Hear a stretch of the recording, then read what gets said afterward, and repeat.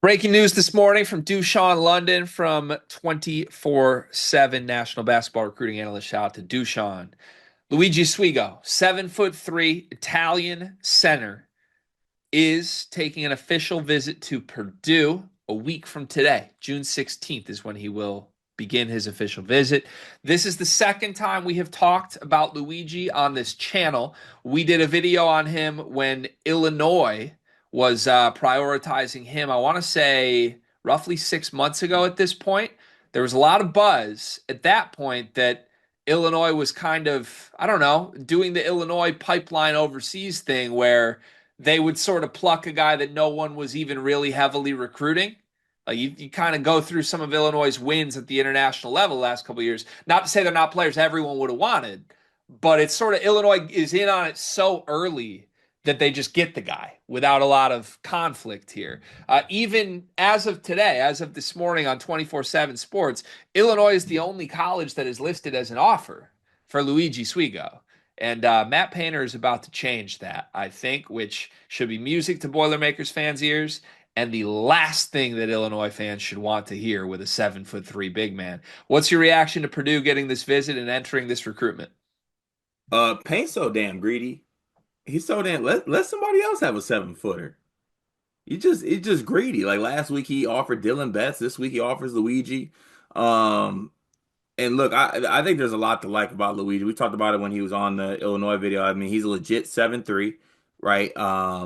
His visit went very well. I mean, we remember the picture. Like he tweeted the everyday guys thing. It was when Kofi got his jersey retired, I think, or honored. Sorry, we don't want to mess that up. Honored for Illinois. And he was there for that weekend. Took pictures with like Merez and Big T and all the guys. Merez, good luck on your next journey.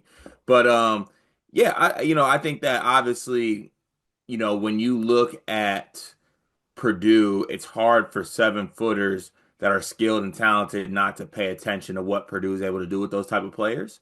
And I think given the success that Luigi has had, it makes sense why Purdue would be a part of this recruitment.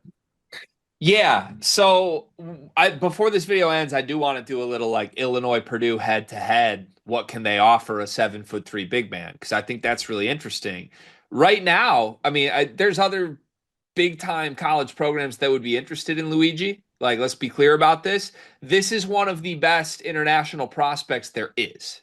He's in the 2026 class, but you've got a legitimate 7'3". I want to say 17 or 18. He must be 17 right now, right? He's that big, that young, and really skilled. Like the tape on this kid, we laid it out in the original video. You can go back and watch it. We can reiterate it here. The tape on this kid is him doing a bunch of things that centers don't really do.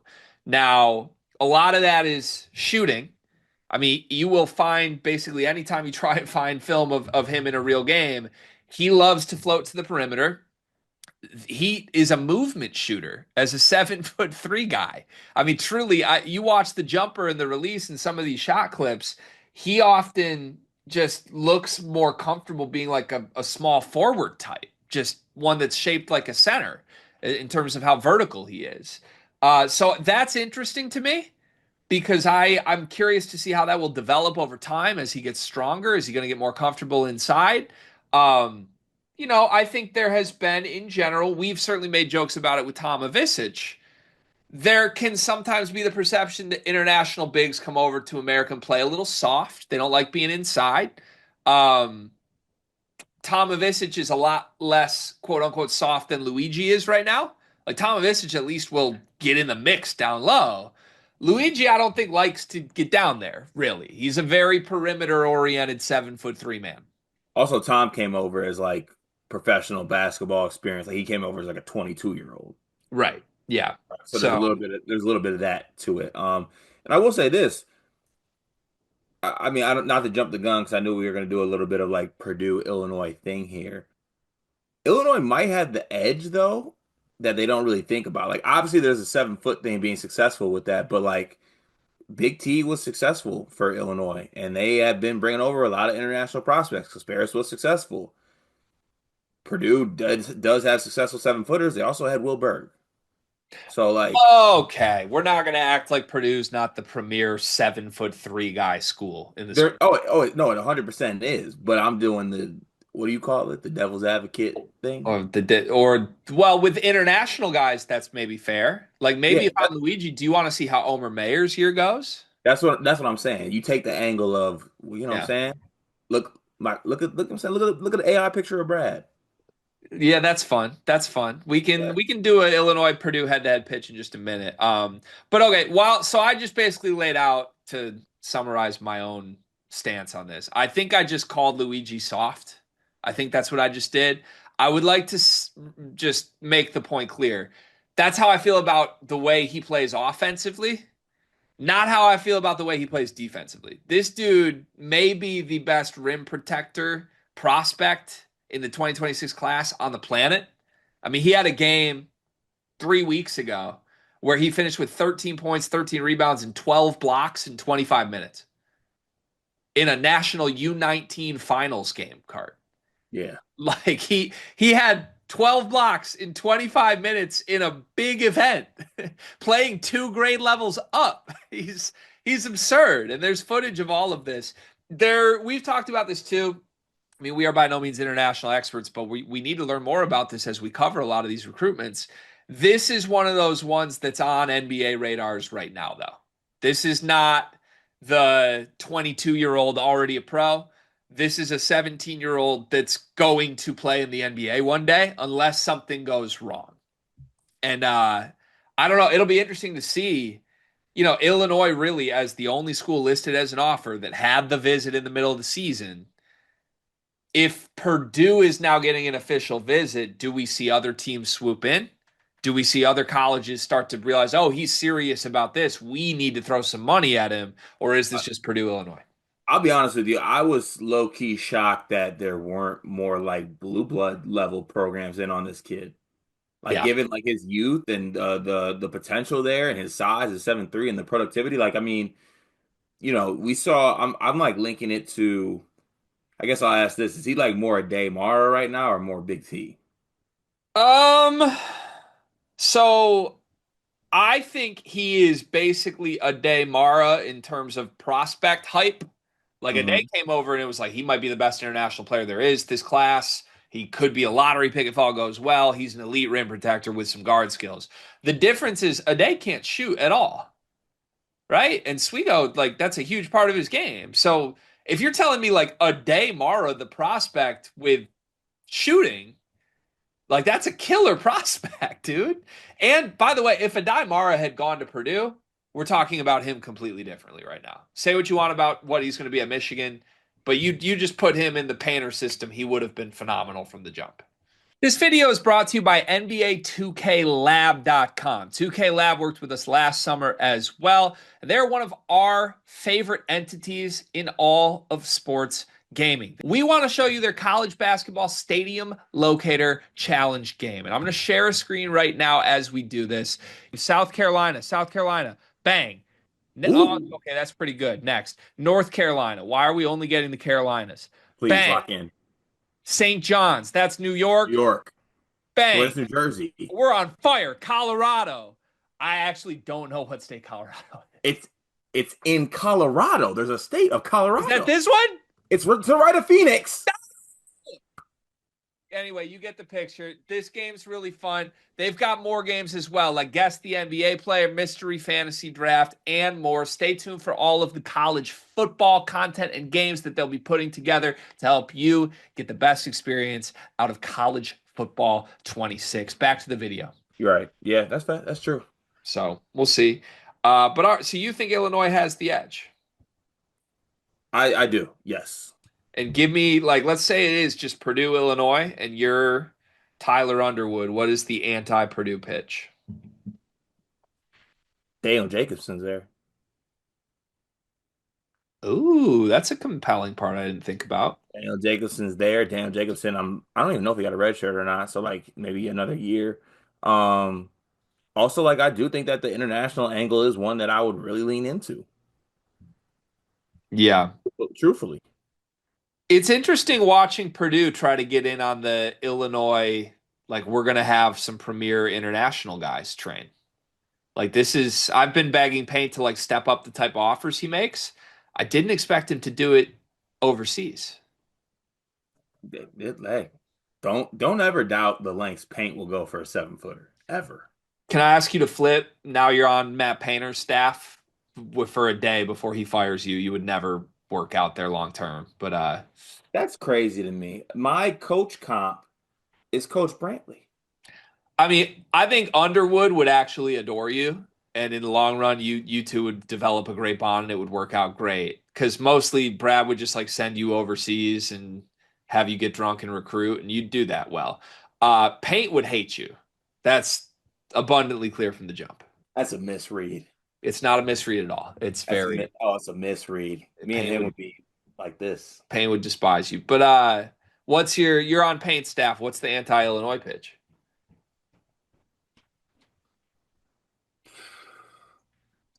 Everyone that goes there catches mono.